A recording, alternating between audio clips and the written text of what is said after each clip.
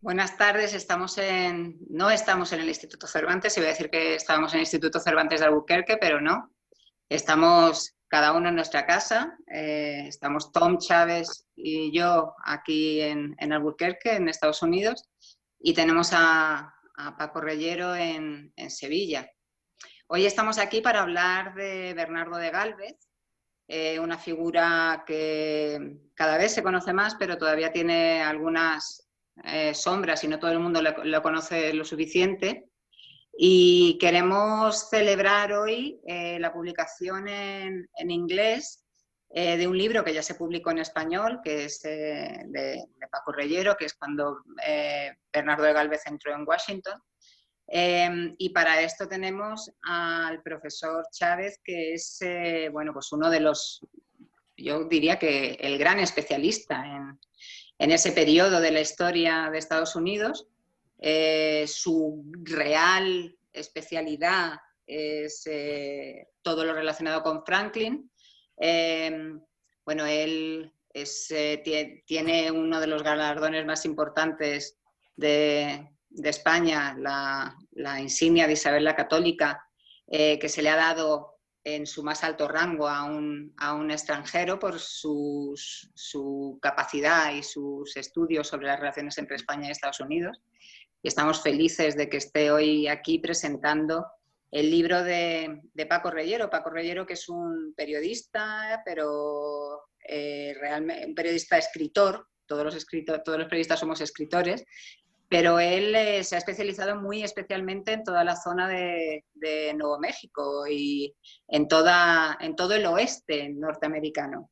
Él estuvo de corresponsal en Oklahoma y tiene, bueno, un libro magnífico también sobre Clint Eastwood, del que ya hablaremos más adelante y esperamos tener también aquí alguna conversación con él sobre este tema y sobre distintos temas de Nuevo México. Pero bueno, hoy estamos hablando de este libro que a mí me parece interesantísimo y que es este libro sobre Bernardo de Gálvez. Yo les voy a dejar a ellos dos que charlen, a Tom que haga una presentación y que aporte su punto de vista, que siempre es interesantísimo, y después ya pues que Paco cuente todo lo que tiene que ver con este libro. Y nada, muchísimas gracias. Os dejo nuestra audiencia. Gracias a ti, Silvia. Gracias a ti. Gracias a ti. Well, thank you, Silvia, and thanks to the Instituto Cervantes in Albuquerque, sin R aquí.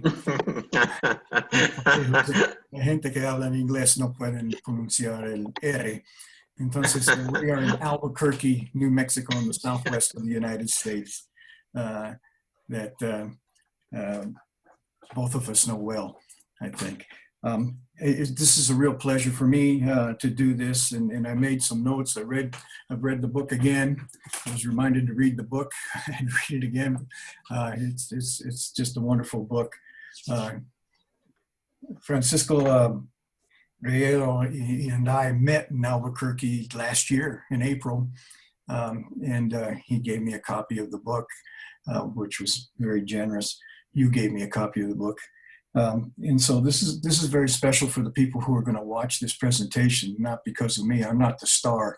The star is coming up, La Estrella. So the book is Y Bernardo de Gálvez Entró en Washington. And it's Francisco's fourth book. But what is important about this program today is the book is about to be released in English.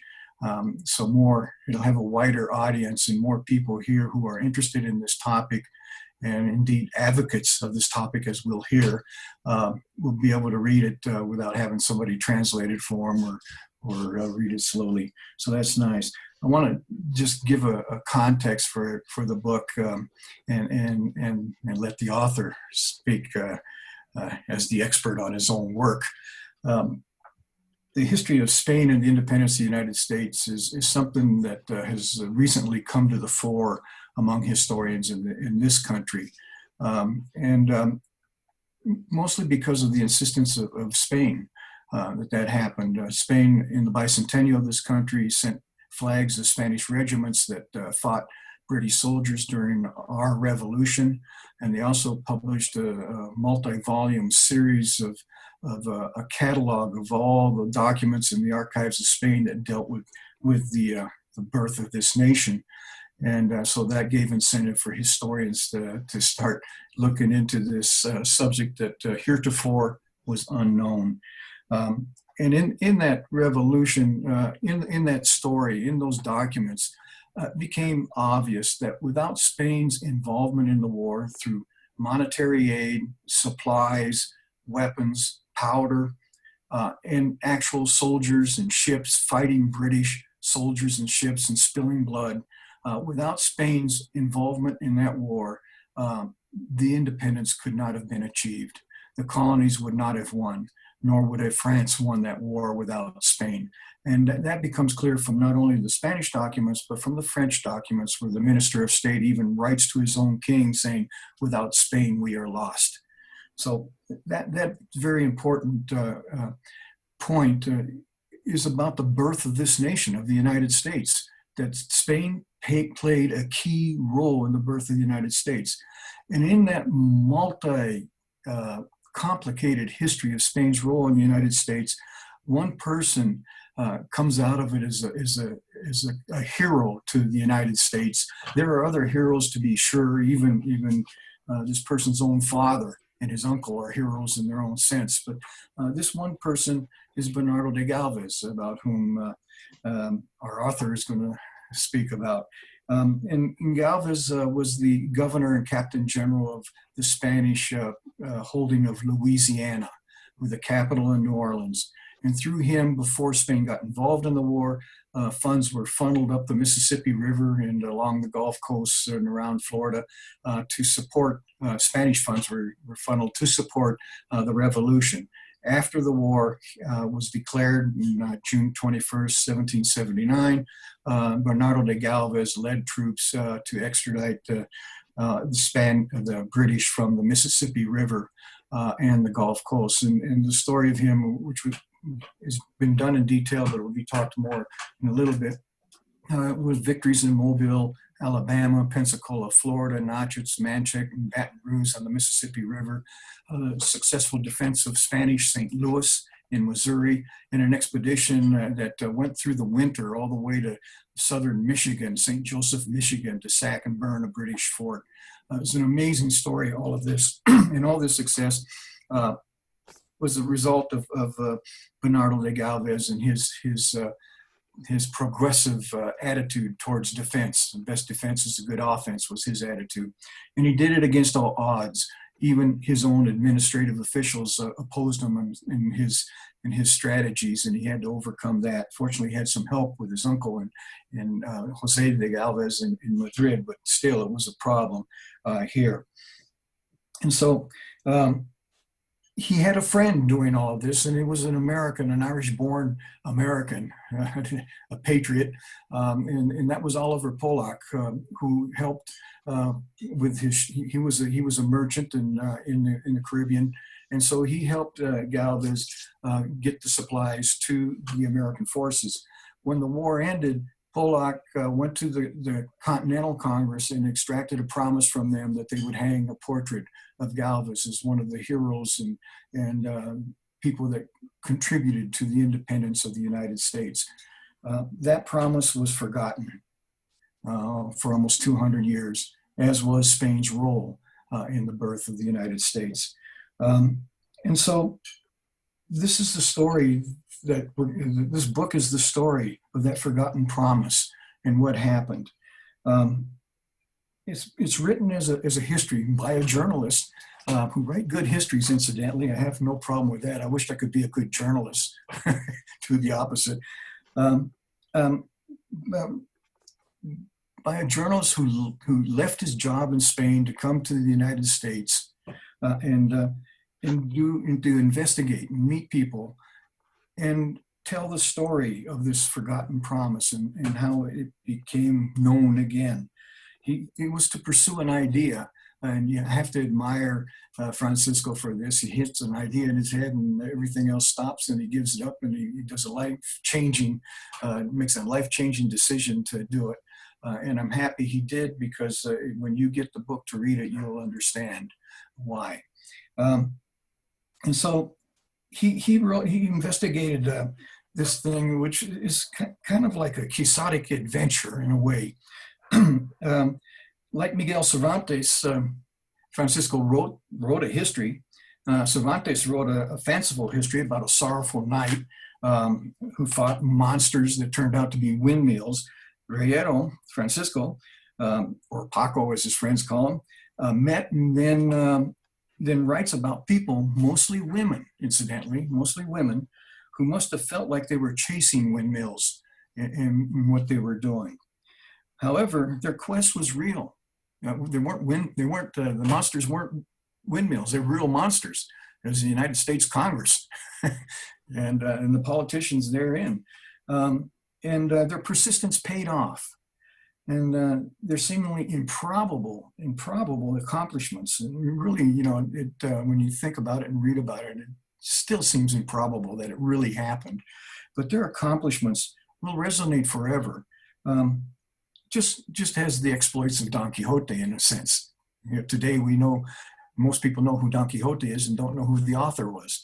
Theirs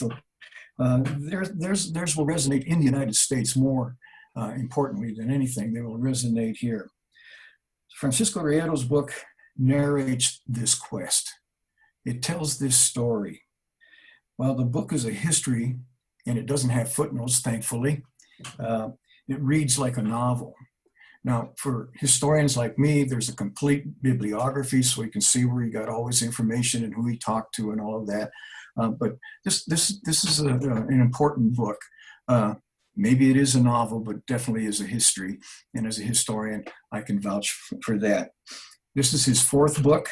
The previous three focused on individuals, Clint Eastwood, Frank Sinatra, and Donald Trump, which would probably be real interesting today, given what's going on.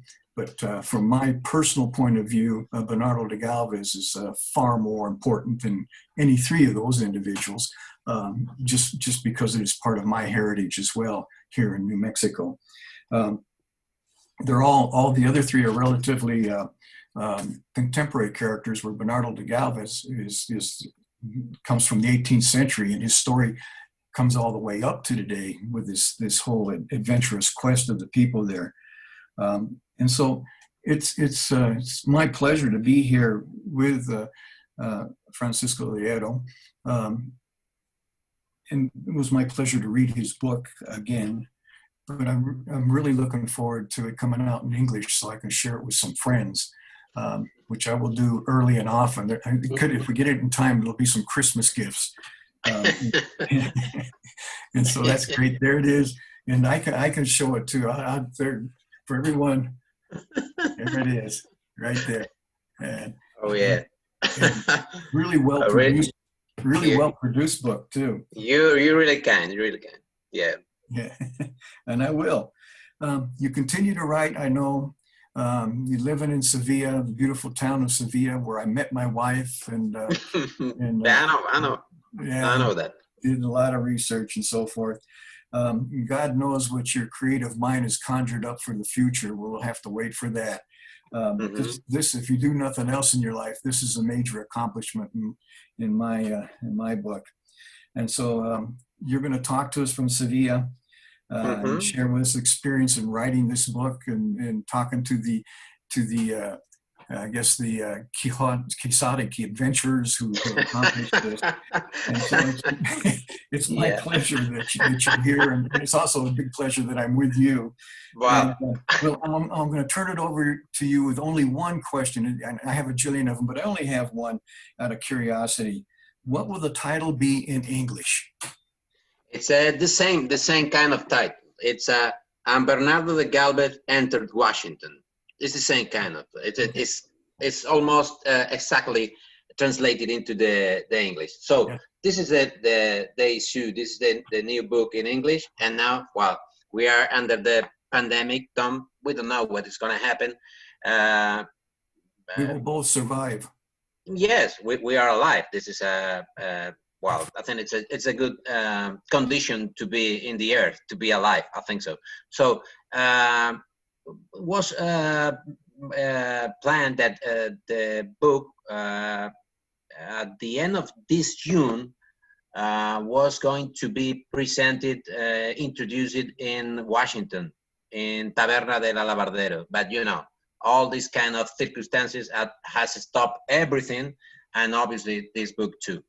Well, for me, it's a pleasure to be with you and Instituto Cervantes conversation virtually, and was a pleasure when I was thinking about all the different things, all the different travels that I was doing last year, trying to write the book about Bernardo de Galvez, to be with you there in Albuquerque, with air or with no air, with wherever you want. And I remember very well because we were having a very good meeting in a restaurant. You invite me to dinner, I think so. I don't know, what's about 6 or 7 in the afternoon. I would like to give you a bottle of wine of Tio Pepe. Do you remember the Tio Pepe, the bottle of Tio Pepe? Yes, of So, course. because I know that you are in love with Andalusia and with Spain in general, I would like to thank you all your effort to recover and to explain and to teach to the different audience in the United States about our country and the strong relationship in the history between Spain and the United States. So I think that Silvia, la directora del Instituto Cervantes de Albuquerque, una magnífica escritora por otra parte y periodista, quería que habláramos parte de la conversación en inglés y parte en castellano. Quiero agradecer especialmente al Instituto Cervantes, bueno, la oportunidad que nos da de charlar en esta tarde y de comentar el lanzamiento del libro, que obviamente sale el libro, esperemos que a la vuelta de otoño, porque en principio estaba previsto que ahora ya se presentara en Estados Unidos, a la vuelta en otoño, quizá coincidiendo con la víspera de las presidenciales en Estados Unidos, en este momento que todo está tan disparatadamente loco, podamos presentar el libro en distintas ciudades. Como ha avanzado el profesor Chávez, el libro en castellano, que él lo ha enseñado, está aquí, que es bueno, una edición en tapa dura de la Fundación Unicaja y de la editorial Los Papeles del Sitio, fue presentado el año pasado en distintas ciudades estadounidenses. Empezamos por Washington, después hicimos Pensacola, estuvimos precisamente en Pensacola, en Nueva Orleans, en Houston, en la Universidad Rice de Houston.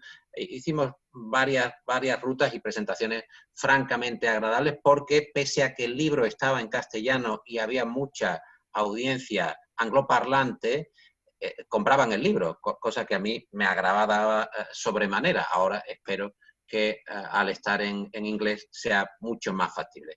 La idea, yo creo que el profesor Chávez ha hecho una introducción muy sintética, muy concreta, y ha puesto muy en situación el nacimiento del libro y el contexto histórico en el que se desenvuelve. La idea, o mi idea principal, podría ser el ejercicio del reporterismo, alguien que va persiguiendo una noticia, que trata de sumar las distintas piezas que hay en torno a un hecho que es sorpresivo y que tiene algunas incógnitas, porque ha sucedido el renacimiento, vamos a decir así, de Bernardo de Galvez en los últimos años en Estados Unidos, y tratar de amalgamar, de moldear todas esas opiniones para que den origen a un libro que tenga una cierta solidez. Claro, lógicamente luego los libros pues se van degradando, se van deformando con el paso del tiempo y acaba uno encontrándole defectos. Pero el asunto era tratar de buscar por qué había una serie de personas anónimas, alejadas del interés puramente económico o puramente crematístico, para la recuperación de la figura de Bernardo de Galvez, héroe de la independencia norteamericana, olvidado durante mucho tiempo, igual que la contribución española a la Revolución Triunfante Americana y a la Constitución, al nacimiento de ese gran país que ha bueno, galvanizado los últimos 2 siglos en la vida del mundo y que ha marcado claramente un componente de liderazgo. En ese momento, como ha señalado el profesor Chávez, hay algunos factores determinantes que en el momento en el que también se ocultan en la historia no acaban de permitirnos ver cómo sucedieron aquellas circunstancias, por qué había naciones especialmente implicadas en el triunfo de la Revolución Norteamericana, en el triunfo de George Washington, y cómo determinados hombres de manera muy concreta se implicaron para que esa revolución pudiera llevarse a cabo. Uno de ellos, sin duda, es Bernardo de Gálvez, el gobernador de la Luisiana española, cuando la Luisiana española era un territorio verdaderamente inmenso, se extendía desde el Golfo de México prácticamente hasta el Canadá. De hecho, si uno ha tenido la fortuna de andar con el coche por determinados territorios, desde Oklahoma hacia el oeste, Nuevo México, Arizona, Texas, la zona central de Estados Unidos, verá las enormes reminiscencias, la cantidad de nombres, de fechas, de personajes que tienen una clara relación con España y que permanecen en el paso del tiempo. Me estoy acordando ahora mismo de cuando justo en el Domingo de Resurrección paseaba yo por Chimayó y había una verdadera congregación en espera de que se hiciera, bueno, no sé si un milagro o sí, por lo menos una mirada divina hacia aquellos feligreses que estaban reclamando la asistencia celestial en el momento que digo se había una romería, vamos a decir, una romería verdaderamente emotiva en torno a Chimayó. A Chimayó, en Albuquerque, en Santa Fe o en tantos y tantos sitios de Nuevo México o del oeste norteamericano donde la presencia de huella española es tan notable. Pero lo que a mí me interesaba con respecto a Bernardo de Gálvez, una figura que yo creo que está tratada suficientemente en la historia, no reivindicada o no hecha lo popularmente significativa, quizá como debiera de ser, es la implicación de esos anónimos, de esos ciudadanos y ciudadanas que no se sabe exactamente muy bien por qué, quizá por un sentido cívico, un sentido histórico, un sentido reivindicativo de la nación o de la circunstancia personal de cada uno, se han implicado en los últimos años para reivindicar la figura de Bernardo de Gálvez.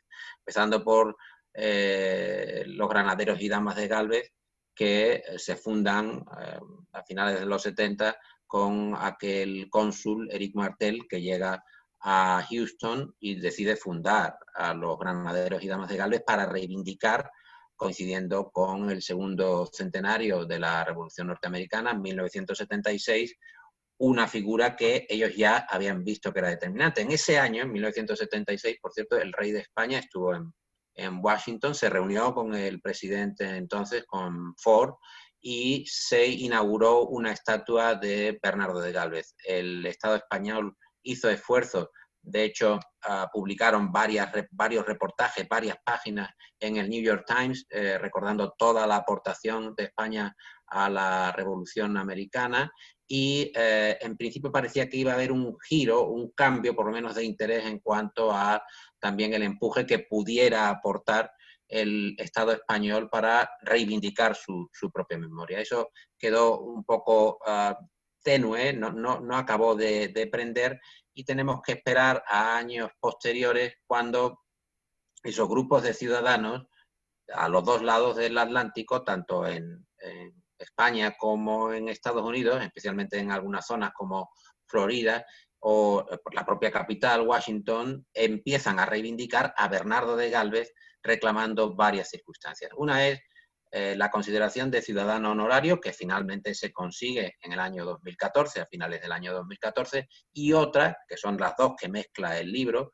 la reivindicación de que efectivamente, como ha comentado el profesor Chávez, Oliver Pollock, el hombre del gobierno, un ciudadano de origen irlandés que negocia con Gálvez y tiene una relación cercana, vamos a decir, cercana a la amistad o de amistad, se compromete por la gran contribución del propio Bernardo de Gálvez, también de una manera personal, más allá de representar a la corona española, a la corona de Carlos III, a que esa contribución quede reflejada de una manera gráfica, de una manera pictórica, colgando un cuadro, un retrato del propio Bernardo de Galvez, allí donde se reúne el gobierno, donde se reúne el presidente. Hay distintos matices. El caso es que hubiera un reconocimiento de Bernardo de Galvez como un héroe de la Revolución Americana y con un cuadro.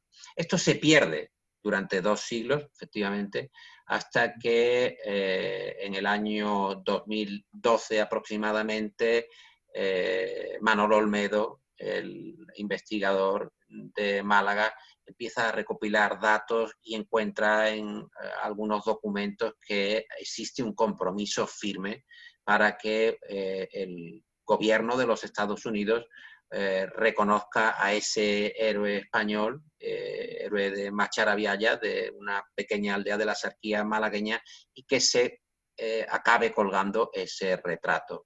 Bueno, esto puede parecer una cosa anecdótica o puede ser verdaderamente importante en función de aquellos que consideren que esa idea puede ser una idea fuerza, puede tener potencia, puede ayudar a cambiar la percepción que se tienen de los episodios históricos y además que ese héroe acabe reivindicando una serie de valores comunes de lo que realmente sucedió y de por qué nuestra relación es estrecha y fuerte a lo largo de los años. Manolo Olmedo desde Málaga publica algunas informaciones en el Diario Sur y por una serie de casualidades familiares aquello llega a oídos de una ciudadana gallega, también con muchas raíces malagueñas, que vive en Washington, estaba casada con un americano, conocida como Teresa Valcárcel, The Lady of the Portrait, la dama del cuadro, como la tituló, como la nombró, la reconoció Manuel Roig Francia en un fabuloso artículo de Washington Post.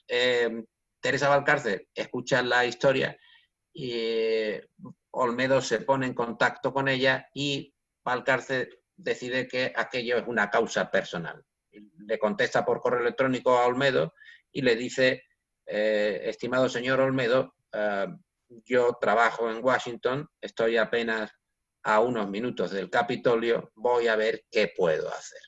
Y aquí sucede pues una historia que a mí me atrae desde el punto de vista del reportero del periodismo, porque Teresa Valcárcel se implica desde un punto de vista verdaderamente encomiable, apostando gran parte de su tiempo y gran parte de su vida para implicarse y que el cuadro efectivamente se acabe colgando. Ustedes dirán, ¿qué cuadro? Porque claro, el cuadro ni siquiera existía, con lo cual el cuadro hubo que encargarse en Málaga en ese tiempo, a comienzos del año 2014, que se pintara por un pintor malagueño y que efectivamente estuviera preparado. Teresa Valcárcel se implica tanto que acaba, podemos decir, que abordando cada vez que tiene ocasión a un congresista o a un senador, a los asesores de los senadores, a los asesores de los congresistas, tanto que cuando se reúne en los edificios que hay alrededor del Capitolio y que sirven, como bien se sabe, de oficinas de trabajo para los senadores o los congresistas, una de las consejeras del senador Menéndez le pregunta, pero usted exactamente, señora Valcárcel, ¿a quién representa? ¿Usted por qué está haciendo esto? ¿Usted está trabajando por algún tipo de interés económico?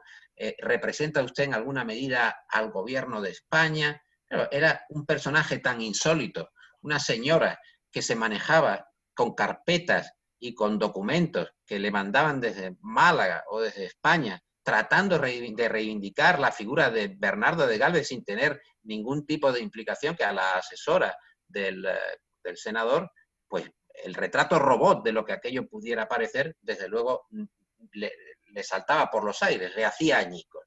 Y entonces, después de preguntarle todo esto, Teresa Valcárcel dijo, le preguntaron exactamente ¿a quién representa usted? Y ella dijo, just me, o sea, solo yo, no tengo a nadie más detrás, solo estoy yo para reivindicar este legado. Bueno, esta lucha personal de Valcárcel se cruza en el tiempo con una lucha anterior, con una reivindicación anterior, que es la de la ciudadanía honoraria de Bernardo de Gálvez. Hay muy pocos ciudadanos honorarios, exclusivamente 8 ciudadanos honorarios. Desde el año 63, el presidente Kennedy decidió reconocer a Winston Churchill, ya un Winston Churchill venerable, anciano, que no pudo venir o no fue a Washington, a la Casa Blanca, a recoger su significado homenaje como primer ciudadano honorario de los Estados Unidos. Después han venido otros, ha venido Lafayette, ha venido Pulaski, han venido distintos. El último, el que cierra la nómina de ciudadanos honorarios, gracias a esfuerzos como los de Nancy Fetterman en Florida, como los de los grandes ciudadanos implicados en Pensacola, que conocen muy bien la historia de España y la implicación en la batalla y lo que supuso efectivamente el Mississippi como una cortina fluvial para que Estados Unidos acabara constituyéndose como nación gracias al esfuerzo no solo de héroes tan ahora reconocidos como Bernardo de Gálvez, sino por ejemplo Fernando de Leiva en San Luis, en Mississippi, que donde hay algunos restos de su contribución y donde también se están publicando trabajos interesantes como el de Christine Sjöström acerca de Fernando de Leiva. Básicamente esto es lo que cuenta el libro, plagado de historias personales, de esa doble, con un pie en el presente y un pie en el pasado, cómo vamos también reconstruyendo la memoria y cómo este periodo histórico que ha estudiado tanto el profesor Chávez y que verdaderamente creo que merece la pena considerar con una luz nueva, con una luz diferente, ha tenido la contribución de gente que está muy al margen de las instituciones. O sea, son gente que no tiene que ver con las instituciones, no tienen que ver con la política, no tienen que ver con el poder. Son gente que simplemente consideran que tienen que reivindicar la historia de un modo personal porque eso construye su colectividad, construye su nación o construye los vínculos internacionales.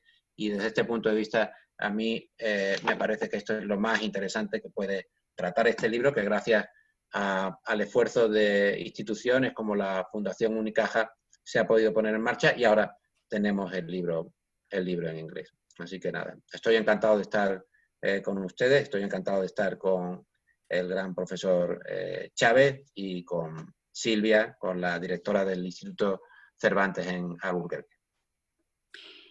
Bueno, pues muchísimas gracias a los dos. Esta explicación yo creo que le va a interesar a muchísima gente que puedan volver a leer el libro en español y que lo lean en inglés. También queríamos decir que este es el primer encuentro que tenemos de una serie de encuentros que vamos a hacer sobre la figura de Bernardo de Gálvez. Queríamos empezar, por supuesto, con el profesor Chávez y con este libro, pero queremos hablar efectivamente con especialistas en la figura de Bernardo de Gálvez y yo creo que también es muy interesante lo que tú abordas en el libro, hablar con personas como Teresa o los ganaderos de Houston, que yo creo que también, o la asociación de Macharabiaya. Bueno, ya sabes que yo soy malagueña y que a mí Macharabiaya me pilla muy de cerca. Porque yo creo que ha habido como dos partes, ¿no? Una que es el movimiento popular sobre la figura de Gálvez y después el movimiento académico, que también es muy importante. Entonces los dos yo creo que se pueden combinar y yo creo que es el libro, efectivamente. Así que seguiremos con esta saga, pero bueno, claro sí. Yo quiero daros muchísimas gracias y empezar con vosotros ha sido un absoluto honor. Así que gracias. Muchas gracias. Thank you very much, Tom. We will meet again, I think in Sevilla or in Albuquerque, wherever you want. We can be together again. Quizás en Sevilla. Mejor en Sevilla. Bueno, estaré esperando aquí. De todas formas, a mí me gusta Albuquerque. Cuando me llamen a Albuquerque, voy a Albuquerque, no hay problema. Yo te llamaré de Albuquerque. Albuquerque. Ok, un abrazo muy fuerte para todos. Muchas gracias.